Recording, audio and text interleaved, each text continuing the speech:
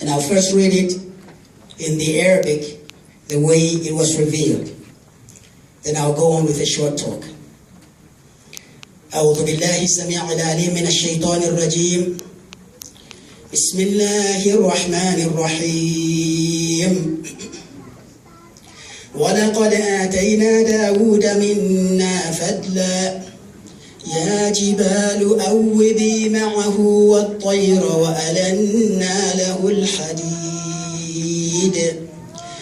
أن اعمل سابغات وقدر في السرد واعملوا صالحا إني بما تعملون بصير.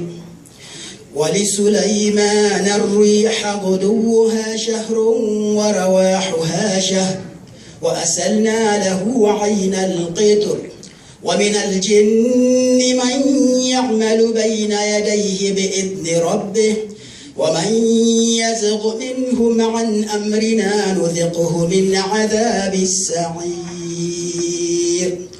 يعملون له ما يشاء من محاريب وتماثيل وجفان كالجواب وقدور الراسيات. اعملوا آل داود شكرا وقليل من عبادي الشكور. فلما قضينا عليه الموت ما دلهم على موته إلا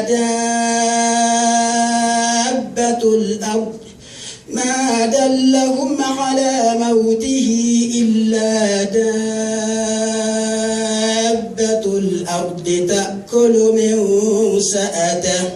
فلما خر تبينت الجن أن لو كانوا يعلمون الغيب ما لبثوا في العذاب المهين. صدق الله العظيم. I chose this reading from the Quran because it is a verse that talks about the bounties God bestowed freely on David and his son Solomon. God bestowed bounties on them as he had bestowed bounties on Ghana. But God told David and Solomon, "I'malu ala Dawood shukra." Work, O family of David, work righteous deeds and show appreciation unto the Lord. وَقَلِيلٌ مِّنْ عِبَادِيَ الشَّكُورِ. Because the reality is, many are the servants of God who are unappreciative of the bounties that God has bestowed on them. Today, we are gathered here for the 58th anniversary of Ghana's independence.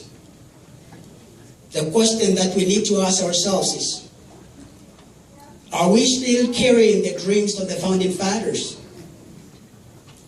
Is Ghana where we want it to be today? No. What are the religious bodies, the Muslims and the Christians, doing in order to bring about the achievement that we so much hanker after? I ask this question because today all we hear about is fighting here, fighting there. The human individual life has become the life of a chicken. People kill people as if they don't matter, as if the same God who created them did not create that other individual they kill. It is unfortunate that when you look at the population of Ghana, you realize that Muslims and Christians brought together form more than half of the population of the Ghanaian community.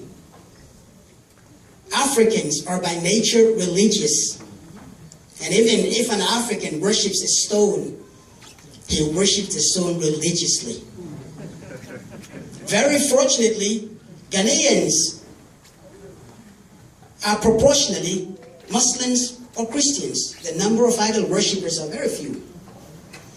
Yet, we see that what is happening in other parts of Africa that we dreaded so much is trying very seriously to raise its head in Ghana.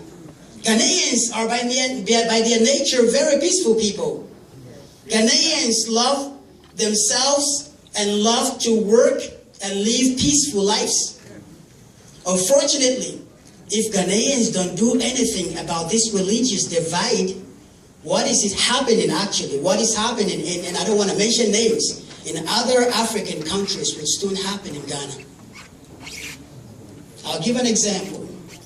Recently, what is going on in Ghana is the Muslim girls who actually cover their heads are being told that the hijab is a form of probably terrorism or something, and so they are told to remove their headgears, their head covers.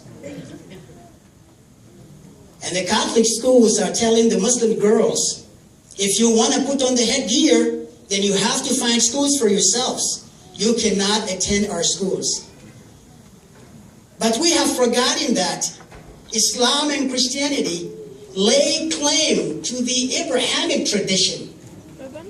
And this Abrahamic tradition starts with 2 commandments, which can be found in Mark. Actually, I was making a note on that. In Mark chapter 12, verse 29, where the Lord reads, "Hear, O Israel, the Lord our God, the Lord is one. And you shall love the Lord your God with all your heart, with all your soul, and with all your mind, and with all your strength. This is the first commandment. And the second, like it is, this, you shall love your neighbor as you love yourself. There is no other commandment greater than these." Thou shalt love your neighbor as you love yourself. There is no other commandment greater than these. You know what the Prophet of Islam says? Prophet Muhammad says. The Prophet says, and I would like to quote it in Arabic first. "Man kana yu'minu billahi wal yawmil akhir falyaqul khayran aw liyasmut." Whoever believes in God and knows for sure that he or she will stand before Allah on the day of judgment to account for him or herself, let he or she say what is good or keep silent. "Man kana yu'minu billahi wal yawmil akhir falyukrim dayfa." Whoever believes in Allah and is standing before Allah on the day of judgment, let him be generous and charitable to his guest. وَمَنْ كَانَ يُؤْمِنُ بِاللَّهِ وَالْيَوْمِ الْآخِرِ فَلْيُكْرِمْ جَارَهُ. And let him who believes in God and the last day be charitable and generous to his neighbor. In Islam, the Prophet categorized 3 people as the neighbor. He talks about the neighbor who is a family member, that is a consanguineous neighbor, the one who is a blood brother of the same religion and a neighbor. He says this neighbor enjoys 3 rights. He enjoys the right of blood because he's your relative, the right of neighbor because he's in your neighbor, and the right of religion because he belongs to the same religion you are in. Then he talks about the second neighbor. This neighbor is not a relative, but he is in the same religion in which you are. He is of the same tradition. He says this neighbor is a neighbor who is not related to you, so he enjoys the right of neighbor and the right of religion.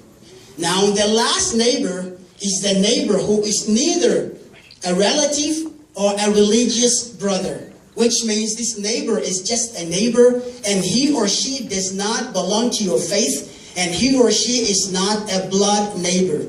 The Prophet says that, Subhanallah, لا ترفع بيتك عن بيته لتمنع عنه الريح.